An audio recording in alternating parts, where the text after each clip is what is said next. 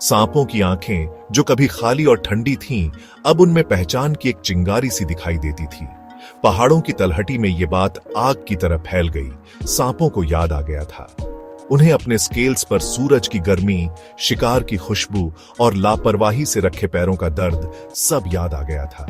उन्हें दया याद थी, लेकिन सबसे ज्यादा उन्हें क्रूरता याद थी। गांव के बुजुर्ग जिनके चेहरों पर पहाड़ों के साए में बिताए सालों का ज्ञान झलकता था, उन्होंने अपने सिर हिलाए। उनके दादा परदादा भी ऐसे समय की कहानियां सुनाया करते थे जो आग के पास बैठकर फुसफुसाई जाती थी। ऐसा समय जब सभी जीवों का सम्मान कोई विकल्प नहीं बल्कि जरूरत थी। छोटा विजय 10 साल का रहा होगा जब उसने अपने घर के आंगन से एक कोबरा को भगाया था। पत्थर मार मारकर, हंसते हंसते। कोबरा की पूंछ पर एक घाव, एक छोटी सी जीत। अब सालों बाद वो सांप वापस आ गया। विजय अब एक जवान आदमी वहीं जम गया। जब वो कोबरा पहले से भी बड़ा उसके घर में घुसा, छप्पर के नीचे उसके स्केल्स चमक रहे थे और वो निशान एक हल्की टेढ़ी मेढ़ी लकीर जैसा दिख रहा था। विजय की पत्नी चीख पड़ी, अपने बच्चे को कसकर पकड़े हुए। हवा में एक अनकही धमकी सी तैर रही थी।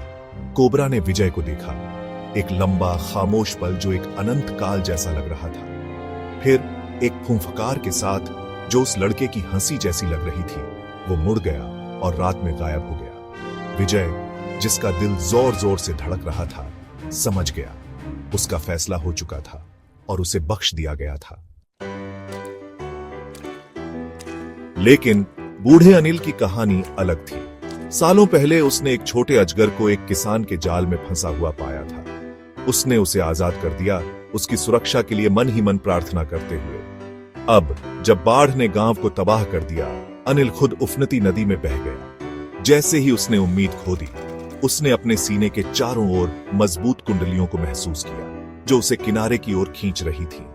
हांफते हुए उसने ऊपर देखा।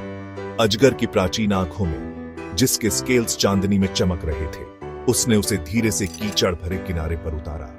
उसकी जीभ उसके गाल पर एक ऐसे भाव से फड़फड़ा रही थी जो अजीब तरह से कृतज्ञता से भरा लग रहा था। गांव में जिंदगी बदल गई थी। डर, जो कभी एक सहज प्रवृत्ति थी, अब अनिश्चितता से भर गई थी। सांप, जो कभी सिर्फ सहज ज्ञान से चलते थे, अब सोच समझकर प्रतिक्रिया देते थे। बच्चों को उनकी जगह का सम्मान करना, जीतने के बजाय साथ रहना सिखाया गया। ऐसा लग रहा था मानो संतुलन बदल गया हो। सांपों की नई मिली याददाश्त उनके अस्तित्व में रच बस गई थी।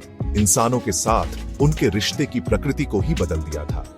कहानियां सामने आई, पेड़ों से सरसराती हवा द्वारा फुसफुसाई गई, सबको याद दिलाते हुए कि इंसान और प्रकृति के बीच के जटिल रिश्ते में सम्मान ही एकमात्र भाषा है जो वास्तव में मायने रखती है।